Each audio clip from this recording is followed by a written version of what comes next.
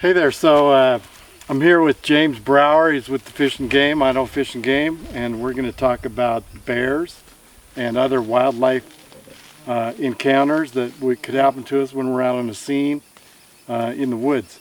So I'm Lance Taysom with our Idaho Rescue. This is James Brower, Fish and Game, and mainly we just want to know, what can our crews do when we're heading out to a scene or when we're on a scene in the backcountry, and sometimes we're way out there, that could keep us safe from from having a negative encounter with wildlife, whether it's a moose or a bear or whatever.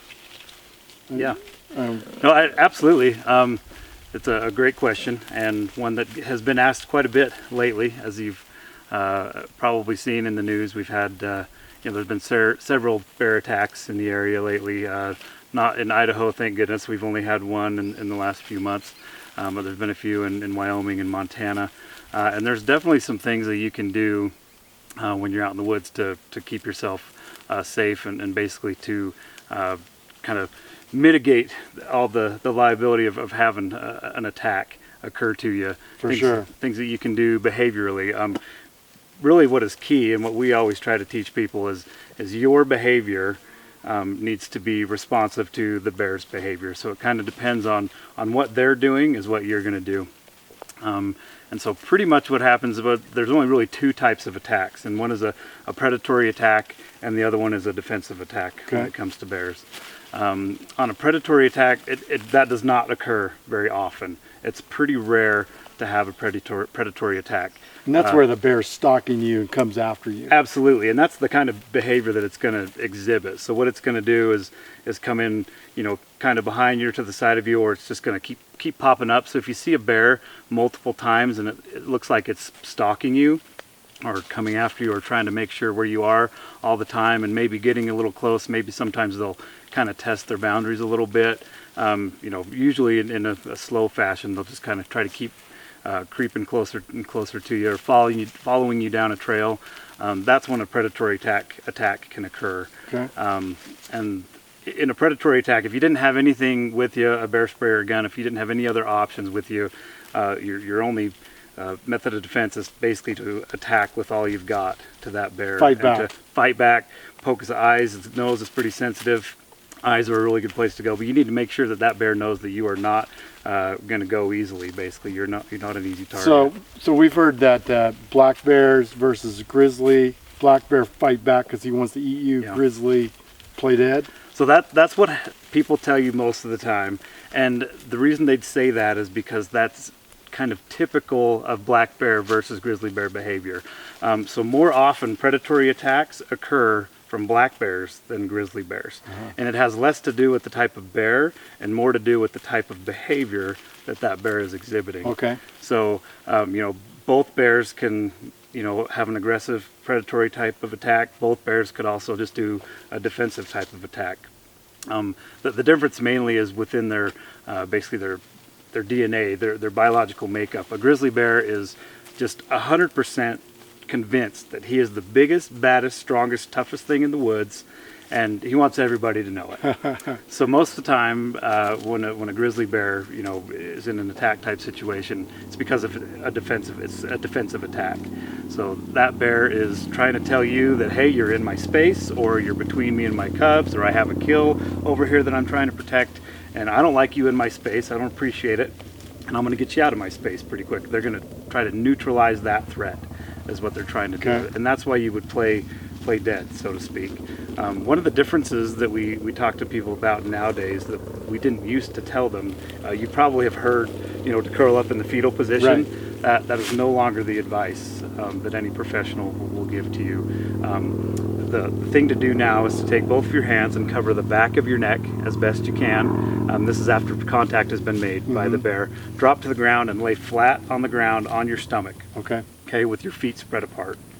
And the bear may try to flip you over, right? Because they're trying to get to those vital organs, right? That's where they're trying to get to, and that's where a backpack kind of comes really in handy too, because they're going to be, if you're on your belly and you got a backpack on your back, a lot of people have escaped, bear encounters with no injuries or few injuries because the bear has been biting their backpack. Interesting. And you can feel free to, after the attack has stopped and the bear hopefully wanders off, I'd have that backpack ready to throw out just in case. If the bear comes back, you can throw the backpack at it. And that may slow down or deter the bear, may stop to try to get the backpack. But Yeah. when you're on the ground and your hands on the back of your neck, if the bear is able to flip you over, keep going until you're back on your belly. Just really protecting those vital areas. They may, munch an arm or a leg and maybe in your back, but protecting that stomach area and the back of your neck is really crucial to surviving a bear attack. Absolutely. Huh. Okay, so let's back up a second. So let's say that we surprise a bear, and he's coming at us. Do we want to make ourselves look big and bad, or do we want to? Yep. So you got to make yourself look pretty big. I wouldn't make a whole lot of rapid arm movements, but kind of puff yourself out best you can. Majority of the time, or quite frequently, grizzly bears especially will do what we call bluff charge, where they're just trying to test you out and see what you are. Their vision is pretty good. It's decent. It's about as good as ours is. Some people think they can't see very well, but they can actually see, decent, at least as good as we can. But they still are trying to figure out their environment. And a lot of times when they stand up on their hind haunches, that's what they're trying to do, is just get a better view. Getting a better view, scoping out. So if a bear charges, a lot of times they'll come within a few yards or so, pretty close sometimes, but they won't make contact. They'll just stop. So you holding your ground is kind of triggers their brain to say, why the heck is this thing not running for me? I'm used to everything in these woods running away from me, and this thing doesn't seem scared. So that in and of itself can often... We're often carrying gear. Should we hold it up to make ourselves look bigger? Yeah, just make as big as you can. But the thing that you have to your benefit is going in groups. I mean, that's one of the major ways that you can prevent an attack from occurring, is by traveling in groups of 3 or more and by making a lot of noise. So, inherently groups that are large tend to be making noise because you're talking to each other, you're moving gear around, there's lots of foot traffic going on, breaking branches, that kind of thing.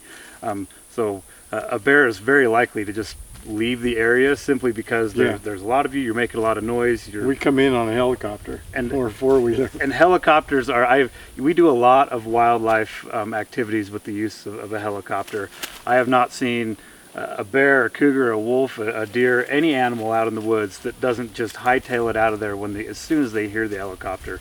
I mean, that's a huge deterrent for any sort of wildlife to just get out of the area. Everything on the ground runs from a helicopter. They're noisy, they're big, they're unfamiliar, they're just scary. Things just tend to skedaddle. So that's good enough. That's comforting. That close proximity to a helicopter is going to be hugely to your benefit. And then if you do have to travel in to somewhere, just being in a group and staying together is pretty key. Some people are better hikers than others. You don't want to leave anybody behind, right? And you don't want anybody getting too far ahead. That's you want to travel together. Don't go too fast either. I mean, I know in the moment you want to get to that victim to get them help, but they're not going to get help if you guys don't make it there. Sure. So going in cautiously in that group, traveling together, talking, making a little bit of noise, acting like a human, looking like, smelling like a human. Absolutely. Yep. All those things are going to be to your benefit. And if you do get charged by a bear, don't make eye contact with them. So bears see that as a threat, and it's kind of an intimidating thing. So they do that to each other. They kind of have the stare down. You don't want to stare down a bear. So we want to look, don't look at them, look away, but stand our ground. Yep, absolutely. So you want to know where the bear is. You don't want to lose sight of them, but you don't want to just stare them directly in the eyes, because that can be considered a challenge or a threat to them, and they always are trying to neutralize that threat. And then, hopefully the bear, if they're just standing there, watching you, you just want to back out of the area calmly and slowly, never losing sight of where the bear is, and making sure that you're speaking in a loud voice, but not a screaming, panicking kind of voice. Right. That you're talking loudly but calmly to identify yourself as a human who is not a prey source. That's definitely going to be key. And then back out of there slowly. As soon as you have lost sight of the bear and you're pretty sure you're in a safe location, then you can hightail it out of there, kind of skedaddle. Running away from a bear in any situation, just not a good idea, because that can trigger that predator-prey response, where all of a sudden it goes from hey, I'm trying to figure out what you are, to, hey, this thing is running away from me. That's probably something I should Game eat. on. Game on. Yeah, they're coming after you. And a grizzly bear can run at 33 miles an hour. Yeah. They're faster We're than not outrunning you are, and that's just as fast uphill as it is downhill. They can move. They can absolutely just. Can they climb trees? They can climb trees. So that's also something that you're probably used to hearing back in the day, is that, oh, grizzly bears can't climb trees. And they don't often, the bigger males especially, they don't often climb trees, but that's because they weigh 500 pounds and they usually push the trees down to get to what it is that they want. But we have seen a 500-pound grizzly bear climb over, 33 feet high into a tree with no limbs on it, just a straight bare tree, to get to a bear bait bag that we had hung in that tree. And it wasn't a huge tree. It was, maybe a 15-inch diameter or so.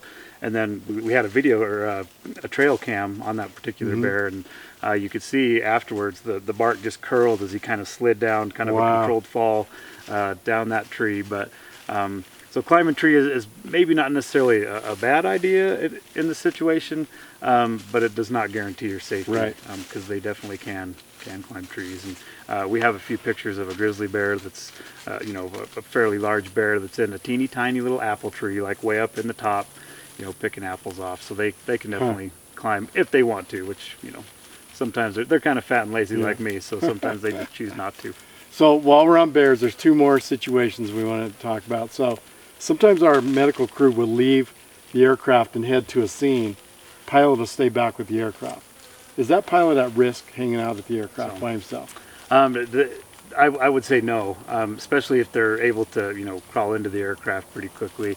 If the aircraft is on, nothing's going to approach it. I don't know if they power down. No, he's not. It's not running. So he'll be quiet by himself in the woods. But you don't think a bear's going to come through the canopy to get to this guy inside this? Pretty unlikely. I mean, everything could happen, but especially where a helicopter is going to land, it's going to be a pretty open area where they're going to be able to see anything that's coming at them. I would recommend that they definitely be attentive. I mean, you don't ever want to just, fall asleep or ignore your surroundings. That's one of the keys to, being out in the woods, is being alert and astute and knowing what's going on. And then, but they're definitely going to have some time to react before. Yeah, so if the bear was getting too curious, he could just start it up. Start it up, and man, that thing is going to skedaddle. Okay. And then the other thing is, in the rare case that our crews ended up spending the night out. Say we're going to a scene and we just can't get back to the ship before dark. We're all confabulated and we're going to spend the night with a patient. Okay. What kinds of things should we be doing? A lot of that's going to be focused on food storage. So I'm assuming you're going to have some rations of some sort in your pack. Maybe your granola bar, maybe granola bar, that kind of stuff. So anything that smells good to a bear. So you definitely don't want to attract them. Okay. So you're going to try to remove those attractants and place them pretty far, 100 yards plus, away from you, just so they're not smelling that granola bar and coming in to try to find it and they find you. Fire is good. Campfire, if you got a fire going, that's a really good deterrent.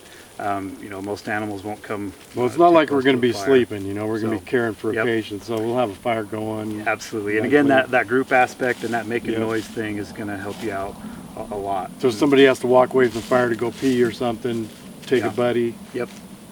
Always a good idea, or just, don't stray too far from camp. I mean, I think all of us are campers. We all have been camping and kind of know the risk and know the familiarity. I just read a study the other day, or a news article that came out of Yellowstone Park, and I think they said there's 850,000 successful camping trips for every one bear conflict that they have. So that's pretty good odds there, I would say. Okay, so I think we've talked a lot about bears. What else should we be worrying about? Big cats? So mountain lion attacks can occur and do occur. We've had a few in Idaho. Luckily, none of those as of recent anyway have been fatal. Big cats are ambush predators, and so they're trying to catch you from behind basically and be sneaky. So if you do see a cat, out in the woods, the best thing to do, unlike an encounter with a bear, is to look them in the eye. They hate being seen. They want to be stealthy, sneaky, and when you have spotted them and given their location away, that's usually enough for them to just skedaddle. So you definitely want to make eye contact. If you didn't have any other deterrents with you, and a cat does attack you, then fighting back is your best option. Try to stay upright. Try not to fall down on the ground. Try to stay standing if you can.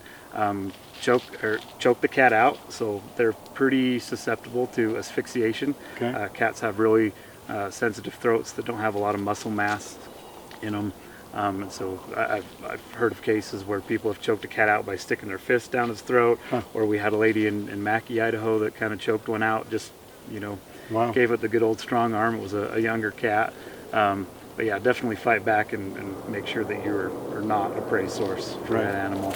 Again, they rarely attack people anyway, but when you're in a group making noise, all those things that you'd be doing. So you don't hear a lot of bear attack. predator prey attacks So- from a big cat. And that's what Like their human. attack is. I mean, a cat's not going to attack you as a defensive type mechanism. They're after you for food. They've decided for whatever reason they want to get you. And that'd be pretty rare. Yeah, very rare. I think I read a statistic just recently, and I think in the last since the 19 well, basically since like the 1960s or something, there's been maybe 20 cat deaths in the United States, over that many years. So Yeah. very, very rare. We have a little girl that was attacked a few years ago in Rexburg, Idaho, near here. Cat, pretty minor scratches on the girl. She was a tough cookie, But my goodness. smaller Small kids, person. so they're going to Yeah. go for the smallest person in the group. So again, besides looking them in the eye, you want to look big, as big as you can. If you have a jacket, you can open that up to make yourself Okay. kind of look bigger Yeah. and huge. If it hasn't, approached yet, throw rocks, sticks, make noise, whatever. Make sure that cat knows that you're very well aware of its presence and that you're willing to fight. And they'll Yeah. typically just, saunter on Okay. or Good to know. hightail it out of there. How about moose? So, moose are actually pretty dangerous, and people don't often consider them as such. I mean, they're big. They're sometimes kind of slow, and people just want to go pet them for whatever the heck Yeah. reason. Those are our patients. Yeah, absolutely. And so there's a lot of signs that you can look for to tell whether a moose is going to begin an attack. They'll fold their ears back, and their head will lower, and their hair kind of starts to bristle. If you see a moose doing that, absolutely get out of their way. But don't run. You can run from a moose, but don't run in a straight line, because they can run faster than you in a straight Okay. line. But run to the nearest tree or large object that you can put between you A little stand of and that trees, like- moose. Yep, absolutely. So as it tries to come at you, or if it continues to try to come at you, just work your way around the tree and make sure you have some good solid object between you and the moose. But Okay. yeah, straight line. You're not going to outrun a moose. You're not going to want to run away Right. from him in a straight line. You're going to want to dart side to side and definitely try to find an object that you. I don't can hear a put moose between you. coming after you. Like So- if you're going to mess with the moose, or if you're walking in with a mom and baby or something, but Yeah, otherwise, and you're absolutely right. I mean, they're obviously wanting to avoid trouble at all costs, right? That's just kind of how they live their lives. So when moose attacks occur, it's typically because somebody was harassing them, getting too close, following them, that kind of thing. Occasionally it happens where you would bump into them on a trail, like maybe you just came around a corner or peeked over Yeah. a ridge or something, and the moose is just right there and you're kind of too close. But or in a situation where for some reason you got between mama and the baby, that's kind of the most common scenario that happens. So just keep your distance, Yeah. and they're usually pretty easy to Give 'em a spot wide from berth. a pretty large distance away. So give them a wide berth. Just don't try to get too close or approach them. Sure. Don't try to and just don't ignore them. Basically, I mean, make sure that you're aware that it's can be a serious Yeah. attack. They can injure or even kill people. Sure. What about wolves? You got a few of them out there. Yep, we definitely live in wolf country here in Idaho Falls and in Island Park area. There's there's definitely wolves around in the forested areas. We haven't had any attacks. They do attack in packs. The the best word of advice I could give to you is climb a tree. Wolves can't climb trees. So if you know you do have a wolf that's stalking nearby, there's usually more than one. Quite often, and they don't climb trees. So, but again, it's not ever really been an issue in Idaho.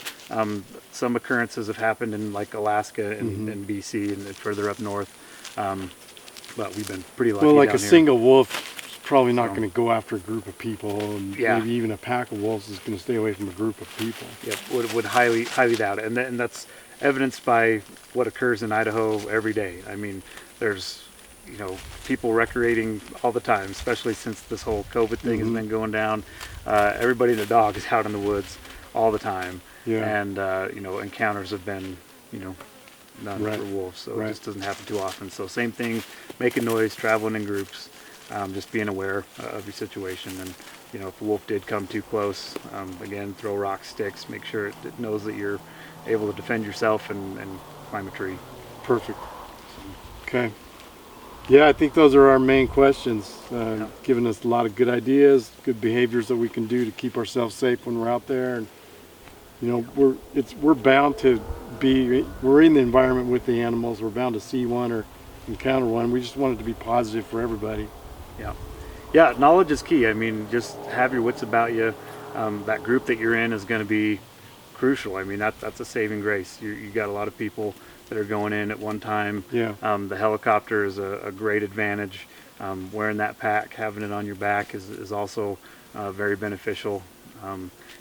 Just make sure that you're following those things, that you're paying attention to your buddies and where they are, not traveling too fast and being aware of that situation. And I think you're gonna do pretty well. Perfect. So one last thing, I would just like to say thanks to all of you on behalf of the Idaho Fish and Game for the great things that you do for us and to help us all be safe in the backcountry.